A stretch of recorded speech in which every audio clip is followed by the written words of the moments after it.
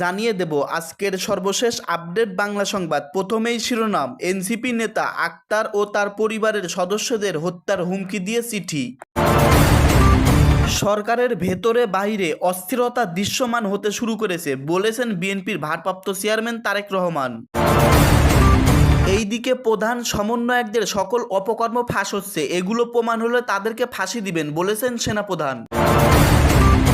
সর্বশেষ জানবেন, বিএনপির সাথে হাত মিলিয়ে যে কোনো মুহূর্তে ডক্টর ইউনূস এবং সমন্বয়কদের উপর হামলা চালাবেন আওয়ামী লীগ, কঠিন নির্দেশনা জারি করলেন সেনাপ্রধান। এতক্ষণ শুনলেন সংবাদ শিরোনাম, এখন শুনবেন বিস্তারিত। পরিবার সহ আক্তার হোসেনকে হত্যার হুমকি দিয়ে চিঠি। পরিবার পরিজন সহ জাতীয় নাগরিক পার্টির সদস্য সচিব আক্তার হোসেনকে হত্যার হুমকি দেওয়া হয়েছে। শুক্রবার 16ই মে ডাকযোগে তার গ্রামের বাড়িতে চিঠি পাঠিয়ে এ হুমকি দেওয়া হয়। শনিবার 17ই মে রাতে নিজের ফেসবুক আইডিতে দেওয়া এক পোস্টে তিনি এ তথ্য জানিয়েছেন।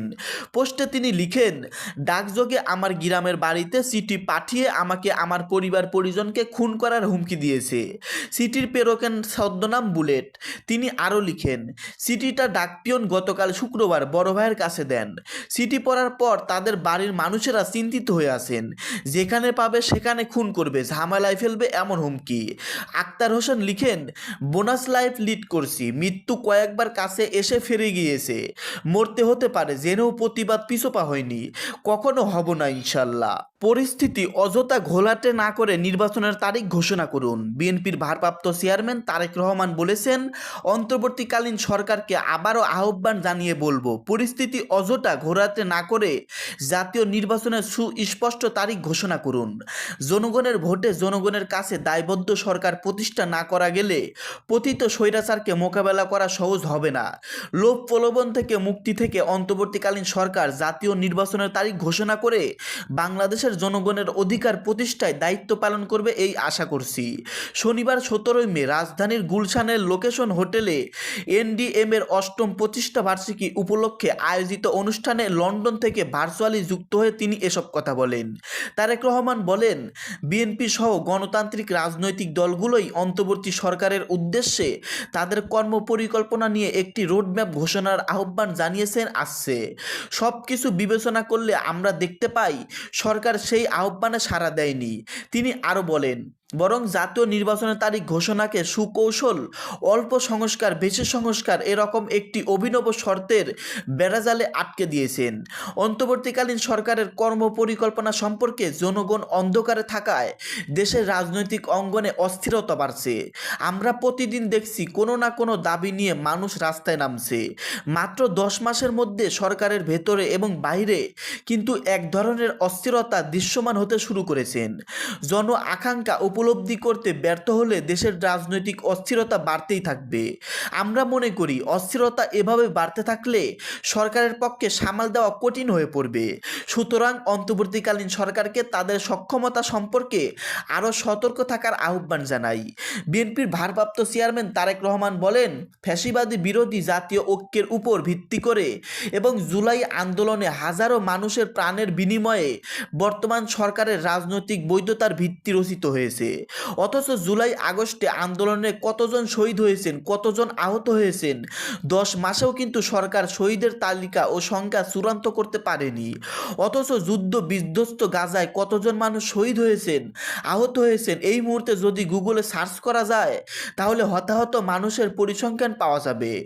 বিএনপির শীর্ষ এই নেতা বলেন, এখন যদি জুলাই আগস্টে শহীদদের হতাহতের তথ্য কেউ জানতে চান তাহলে কি নির্দিষ্ট সে তথ্য পাওয়া যাবে? এ ব্যাপারে কিন্তু বিরাট সন্দেহ বা প্রশ্ন রয়ে গেছে।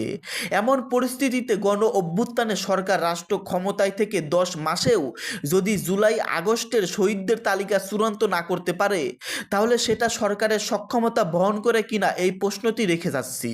এখানে আরেকটি প্রশ্ন এসে যায়, সরকার কি হতাহতের ব্যাপারে উদাসীন নাকি ক্ষমতার মোহে আচ্ছন্ন?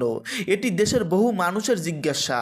বর্তমান সরকার জবাবদিহিমূলক নয় মন্তব্য করে বিএনপির ভারপ্রাপ্ত চেয়ারম্যান বলেন, আমরা আবারও স্পষ্ট করে জানিয়ে দিতে চাই, করিডর কিংবা বন্দর দেওয়া না দেওয়ার সিদ্ধান্ত অন্তর্বর্তীকালীন সরকারের কাজ নয়। এই সিদ্ধান্ত নেবে জনগণের ভোটে নির্বাচিত জাতীয় সংসদ বা জনগণের সরকার। বর্তমান সরকারের আইনগত ও রাজনৈতিক বৈধতা নিয়ে হয়তো প্রশ্ন নেই, তবে এই সরকার কোনোভাবেই জনগণের কাছে জবাবদিহিমূলক সরকার নয়। জাতীয় রাজস্ব বোর্ড এনবির সংস্কার প্রসঙ্গে টেনে তিনি আরও বলেন, এনবিআর সংস্কার নিয়ে তেমন কোনো দ্বিমত নেই, তবে সংশ্লিষ্ট সঙ্গে আলোচনা করে না করে তড়িঘড়ি করে সংস্কার শুরু করার হিতে বিপরীত হয়েছে। নিয়মিত রাজস্ব আদায় কার্যক্রম বন্ধ হয়েছে, ফলে চলতি বছরে হাজার হাজার কোটি টাকা রাজস্ব ঘাটতি দেওয়ার আশঙ্কা রয়েছে। সময় মতো নির্বাচন না হলে আমরা মাঠে নামব, বললেন জয়নুল আবেদিন। শীঘ্রই নির্বাচন দেওয়া দাবি জানিয়ে বিএনপি চেয়ারপারসনের উপদেষ্টা জয়নুল আবেদিন ফারুক বলেছেন, তারেক রহমান আমাদের ধৈর্য ধরতে বলেছেন, তাই আমরা ধৈর্য ধরে আছি, কিন্তু ধৈর্যের ফল যদি বিলম্বিত নির্বাচন, তাহলে সেই বাধা আমরা ভেঙে ফেলব। দলের মহাসচিব স্থায়ী কমিটির সদস্যরা তখন যদি আমাদের থামতে বলে আমরা থামব না। নির্বাচনের জন্য আমরা মাঠে নামবই যদি সময় মতো নির্বাচন দেওয়া না হয়। রোববার 18 মে জাতীয় প্রেস ক্লাবের নবীন দলের উদ্যোগে দ্রুত জাতীয় নির্বাচনের রোডম্যাপ ঘোষণার দাবিতে এক আলোচনা সভায় তিনি এসব কথা বলেন। জয়নুল আবেদিন ফারুক বলেন, আপনি ডক্টর মোহাম্মদ ইউনূস একজন সম্মানিত ব্যক্তি, বিশ্বের দরবারে সম্মান অর্জন করেছেন। বাংলাদেশের মানুষ আপনাকে আপনজন ভেবে সরকারে বসিয়েছে। দেশের জনগণের সম্মানে আপনাকে এখনই এই মুহূর্তে নির্বাচনের তফসিল ঘোষণা করতে হবে। ফারুকের বলেন, একটা জিনিস স্পষ্ট হয়ে গেছে, বর্তমান সরকার 9 মাসে পরীক্ষায় উত্তীর্ণ হতে পারে নাই। যে অধিকার দাবির জন্য আমরা রাজপথে লড়াই করেছি, শেখ হাসিনার বিরুদ্ধে সবাই ঐক্যবদ্ধভাবে আন্দোলন করে জুলাই গণ অভ্যুত্থান ঘটিয়েছি, সফলতা অর্জন করেছি। সেই সফলতাকে স্লান করে দিয়েছে সরকার। দেশ থেকে 90,000 কোটি টাকা বিদেশে পাচার হয়েছে, এমন সংবাদের তথ্য তুলে ধরে বিএনপির এই নেতা বলেন, এখন তো হাসিনা নাই, এগুলোকে পাচার করলো কে? আমরা তো প্রতিদিনই বলি হাসিনার দোসরদের আইনের আওতায় আনা হোক। আয়োজক সংগঠনের সভাপতি হুমায়ুন আহমেদ তালুকদার সভাপতিত্বে আলোচনা সভায় আরও বক্তব্য রাখেন বিএনপির যুগ্ম মহাসচিব আব্দুস সালাম আজাদ, স্বেচ্ছাসেবক বিষয়ক সম্পাদক মীর শরফত আলী শফু প্রমুখ। ছোট ছোট হাসিনা হয়ে উঠলে পরিণত ভয়াবহ হবে, বললেন আবু হানিফ। বিপ্লবের ইজারদাররা বিপ্লবকে জয় বাংলা করে দিয়েছে বলে মন্তব্য করেছেন গণ অধিকার পরিষদের উচ্চ পরিষদ সদস্য আবু হানিফ। তিনি বলেছেন, আওয়ামী লীগের আর্থিক চ্যানেল নিজেরা ব্যবহার করে নিজেদের আখের গুছাচ্ছে। জনগণকে বোকা মনে করেন না, জনগণের সময় মতো খেলে দেবে। আমরা ছোট ছোট হাসিনা হয়ে উঠতে দিব না, তাহলে পরিণত ভয়াবহ হবে। শনিবার রাত 11টার দিকে একটি নিউজের ফটোপোস্ট শেয়ার করে ফেসবুকে নিজের আইডিতে দেওয়া এক স্ট্যাটাসে এসব কথা বলেন আবু হানিফ। তিনি আরও বলেন, গণ অভ্যুত্থানে 9 মাস পেরিয়ে গেছে, কেবল দেশ থেকে শুধু শেখ হাসিনা বিতাড়িত হয়েছে, আর কোনো পরিবর্তন হয় নাই। বরং আগে হাসিনা ছিল একজন, এখন ছোট ছোট হাসিনা হয়ে উঠতেছে।